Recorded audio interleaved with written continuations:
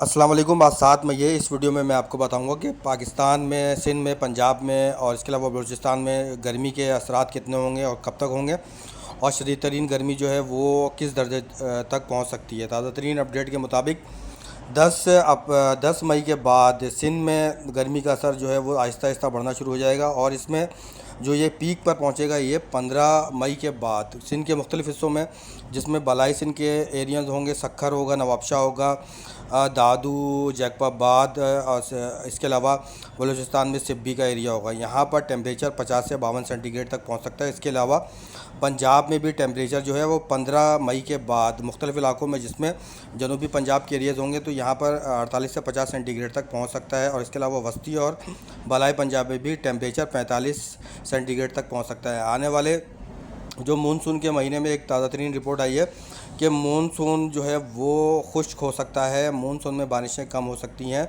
पाकिस्तान और इंडिया के अक्सर इलाकों में मानसून 2026 का जो एरा होगा वो ज़्यादा अच्छा नज़र नहीं आ रहा। ताज़ा तरीन रिपोर्ट के मुताबिक MJO, केल्विन, रोज़बी वेव्स और SSTC सरफेस टेम्परेचर बढ़ने की वजह से बहरा अरब और खलीज बंगाल में साइक्लोन बनने के ख़तरात अब आहिस्ता आहिस्ता वाज़ेह नज़र आ रहे हैं। और ये मई के जो दूसरा हफ़्ता होगा, इसमें एक समुद्री तूफ़ान खलीज बंगाल में बन सकता है, और तीसरे या चौथे हफ्ते में एक समुद्री तूफ़ान साइक्लोन जो है वो बहरा अरबियन सी में बन सकता है। इसकी इंटेंसिटी कितनी होगी ये आहिस्ता आहिस्ता इसके बारे में जब कंफर्मेशन आएगी तो मैं आपको बताऊंगा। लेकिन दो तूफ़ान बन सकते हैं। पहला तूफ़ान जो है खलीज बंगाल में बनेगा, दूसरा बहरा अरब में बन सकता है। और इस तूफ़ान की जो शिद्दत होगी वो आने वाली वीडियो में मैं आपको बताऊंगा, क्योंकि अभी इसके बारे में कुछ कहना कबल अज़ वक्त होगा।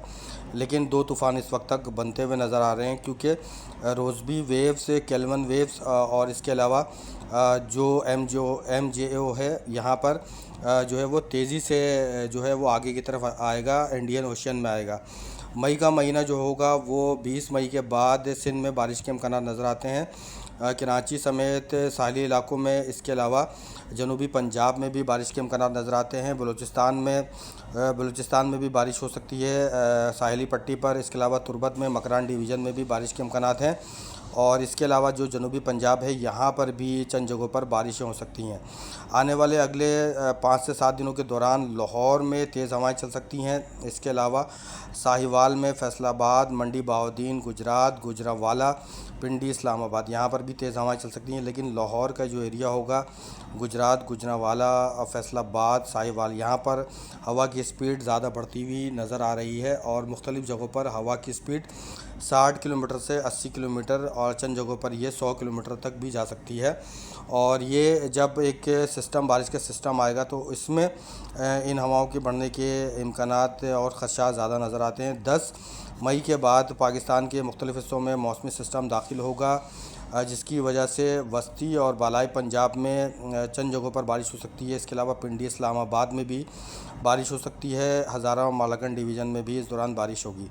20 मई के बाद कराची समेत सिंध और जनूबी पंजाब में बारिश के कुछ इम्कानात इस वक्त तक नज़र आते हैं कि इन एरियाज़ में बारिश हो सकती है, क्योंकि मई का जो महीना होता है वो अमूमी तौर पर सिंध में बारिशें नहीं देखी जाती, क्योंकि सिंध में जो बारिशें होती हैं वो जून के लास्ट में या जुलाई के फ़र्स्ट वीक से शुरू होती है, जब मानसून का सिस्टम दाखिल होता है। इसकी मज़ीद तफसीलात इंशाअल्लाह ताला अगली वीडियो में दी जाएगी।